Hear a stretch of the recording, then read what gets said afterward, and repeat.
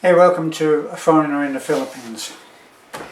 Well, I've been talking to Beth and she wants to lose 10 kilos. Now, every time I see weight loss programs, subjects where, channels where the subject is being dealt with, it's always about losing, right? It's never about gaining. Now, I'm not trying to do a video teaching you how to gain, but I would like to give you an idea about how weight is gained. It's so easy. Now, Beth has already set that goal that she wants to lose 10 kilos. 10 kilos. Now, how real is 10 kilos to most people? I don't think it's very real or not. Ask me, the way that I used to think about weight in the UK was I used to imagine a pound of sugar or a 2-pound pack of sugar, and that would make it real to me. I had a way of doing it. Now, in the past I've recommended highly a movie that was more like a documentary that was made by an Australian who got to a point in his life where he had so many excesses, he was fairly well off and could afford to live excessively if he wanted. So, like Elvis Presley, if he wanted to have ice cream, he didn't have to just go out and have a 24 peso cornetto and be satisfied with that. He could have the whole damn 2 pounds of ice cream if that's what he wanted. So, he did. He drank, he had a good time, he was a party boy, he gained weight, he didn't mind. Why would he bother? And then he found himself at a point in his life where he was on about 6 or 7 different medications. So he realized, fortunately for himself, he realized he had to do something about it. And what he did was he went on the juicer for 3 months. Now, I'm not here to try to get you to go on the juicer. That's not the object of the video. But during his tour of America, what he did was he bought himself an SUV, and he bought himself a juicer, and he had a little battery pack that he could run the juicer on, and he used to juice his meals. And that's all that he had. I'm not suggesting that because it's extreme. But he met a man who weighed somewhere in the region of 350, 400 pounds, who was a truck driver and could hardly walk from his truck to the nearest motel room. So he recommended to the guy, you know, you might save your life if you decide to go on the juicer because you could get rid of all of that weight.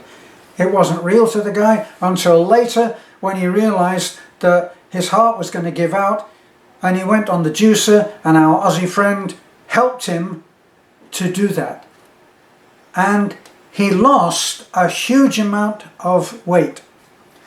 Now, the way that he made it real when he gave talks, he quit his job as a truck driver and he started giving talks to people who were a little bit older in the tooth, you know, probably after maybe 40 or something like that, where it starts to get difficult. And he gave talks. How did he make the poundage that he lost real? So he's standing there, he's lost about 100 or 150 pounds. So he's still a healthy old weight, but he's a big guy, he's an American, who tend to be bigger. The men tend to be bigger. If they're 6'2" or 6'3", 200 pounds is not a heavy weight for someone of that weight, of that size and build. So he gives, how did he get it over to his audiences what it means to be overweight? Well, what he did was very clever.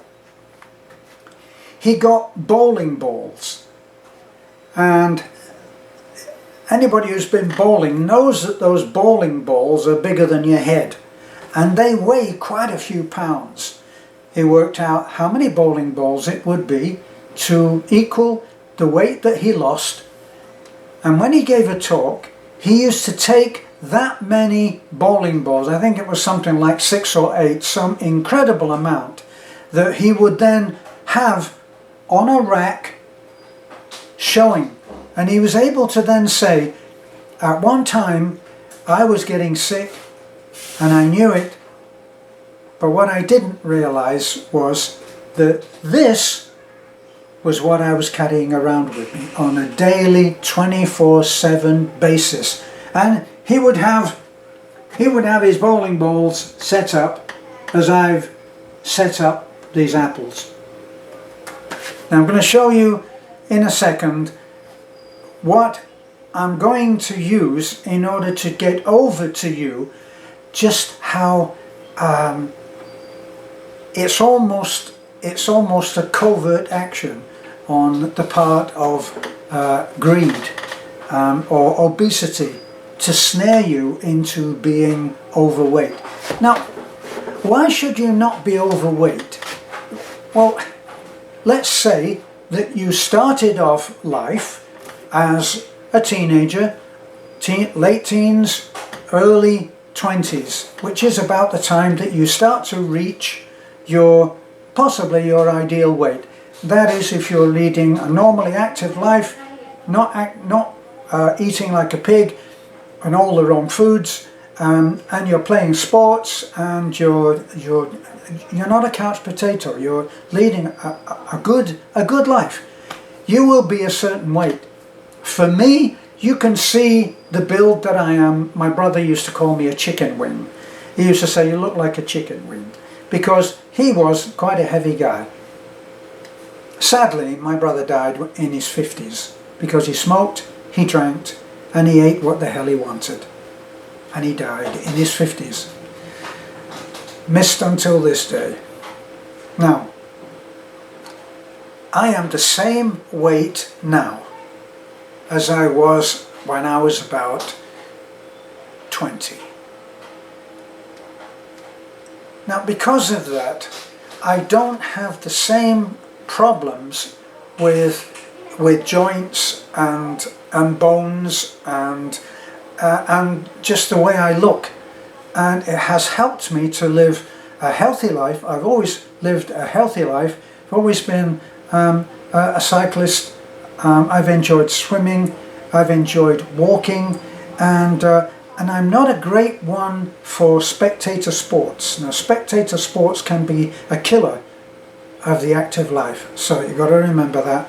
I'm not going to be giving you all good news in this video, okay? So if you're interested, then you stay on, and if not, press next and go on to the next video, which is about how to eat like a pig and die early. Actually, it's not. But, hello Puss, what are you doing? So the cats come to join me. Here's my puss cat. There's no food, it's oranges and apples. Or apples and oranges, as they say.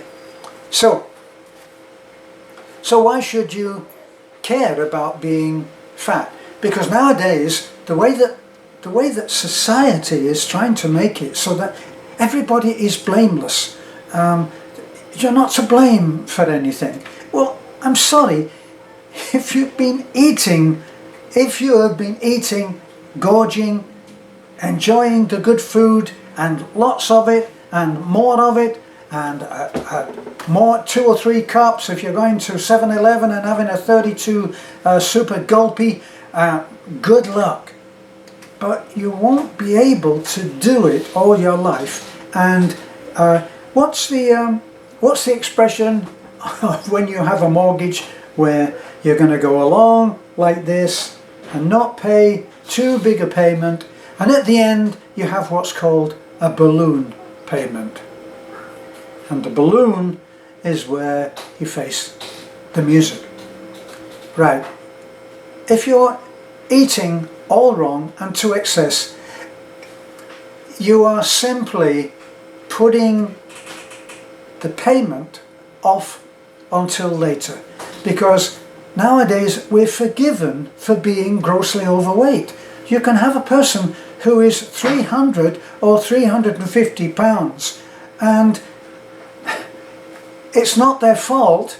They're big boned, that was one thing, they're big boned, they have a slow metabolism, there's all kinds of reasons. Right, later in life, reason with death, that's what it will be. Reason with a lousy quality of life. You won't be able to walk. I tried, some people looked at me, I was biking everywhere, and I was 72 or 73. I didn't have a car. I biked everywhere. And in America, this is something that people don't tend to do, even though they are, well, they're healthy, jolly people. And an elderly couple asked me, well, what can we do to get... I told them what they could do, but they didn't listen. And they pay the price with, as I say, a pretty lousy quality of life. So they stop being able to walk, they stop being able to kind of do any kind of flexibility. And what they do is they go to the gym and they get on the exercise bike and they do that for 15 or 20, or some heroes do it for 30 minutes, and they think that that's going to do it. And sorry, it's not. When I was trying to get in really excellent shape, I was doing a ton of rollerblading, biking, walking, hiking, and I was also going to the gym. And the guy at the gym, who looked like a slightly lesser version of Arnold Schwarzenegger, when I asked him about well, various bodybuilding things, he looked at me and said, you are probably down to maybe 10% body fat, which for my age at the time was just not common, okay? And then he explained. He showed me the picture of the cake, and the cake is divided into several pieces. About 75 or 80% of the cake, which is going to get you in shape, is diet. And when we say diet, we're talking about eating food, not doing without food. That's what the word diet has come to mean. It's not about that. But why? So why? Let me just give you one quick idea, concept of why you shouldn't be terrifically overweight. Why you shouldn't be, as 60%, I believe, of the American population is obese. They're not overweight, they're obese. Look it up in the dictionary. Obese is very overweight, okay? Now, what effect does that have on the body? Well, if you think about the guy with his line of bowling balls, imagine 6 bowling balls. Well, if you've ever been bowling, you'll know what a line of 6 bowling balls looks like. That's what he was carrying around with him. And that's how he made it real to the people that were listening to him. Because he would say, I was carrying all of these around with me. And they would all go, oh, wow, of course. Whether they did anything about it when they left the talk is another thing. But what is the other effect that it has on the body? The effect that it has on the body is that the joints, which were made for, in my case, supposing that I had ballooned to 250 or 300 pounds, which is, I'm about 5'9", probably still, may have shrunk a little bit at my age, but let's call it 5'9". I could put on that much weight. There are guys walking around with that much weight on. And certainly 200 to 250 is not that unusual. So imagine me with that much weight on. All of my joints are still the same.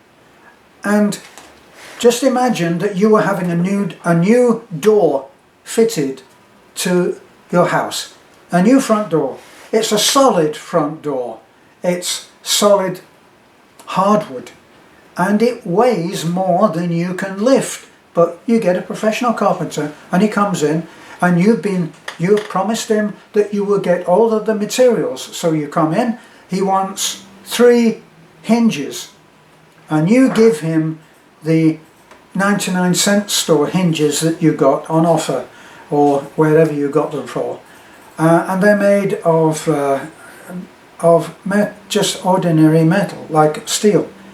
No, I need the heavy duty 3 or 4 screw bronze or brass hinges, because this is a 60 or 70 pound door. Let me know when you've got them and I'll come back, or pay me and I'll go down to Home Depot and I'll get the correct ones. In other words, what you were giving him to hold up a 60 or 70 pound door was not enough. It was not strong enough to do that. Was it a lousy hinge? No, it wasn't a bad hinge. It wasn't badly made. It wasn't poor quality. It just wasn't designed to take that heavier door. And your joints are not designed to take 250 or 300 or 350 pounds like the American that I told you about with the bowling balls. So, you've got to get real. I think, in my estimation, that's what we're talking about. We're talking about a body which has hinges and joints. What do you think that is? What do you think that this is? What is this? What is even all of these? They're all joints. The hip is a ball joint. And even here, it's a ball and socket joint. And it's not designed for the weight that you, if you are one of the overweight heroes, and of course you're not, we know that. You're watching this just out of interest. It's not designed for that weight. So what are you going to do about it? And how does it suddenly happen that you were a sprightly 22-year-old who was only 140 pounds, which is about the weight that I am right now. I may have absolutely soared up to 150 pounds, but I'm not more than that. So, and I want to lose a little bit off the midriff, which is a little bit difficult. But I made a deal with Beth, and we're going to do the exercise together. She will lose her 10 kilos. She doesn't want me to use her as an example, so I can only tell you what her goal is. Right, so what are we going to use in order to show you how quietly, secretively, the weight creeps on? Do you suddenly get up one morning and you go like, oh my God, where did that 100 pounds come from? Where did that 40 or 50 kilos come from? Well, it came from somewhere, and you could have stopped it by pulling away from the dining room table, but you didn't. Now, how does it do it? Let me click off and show you my modest little grassroots way of describing how it happens.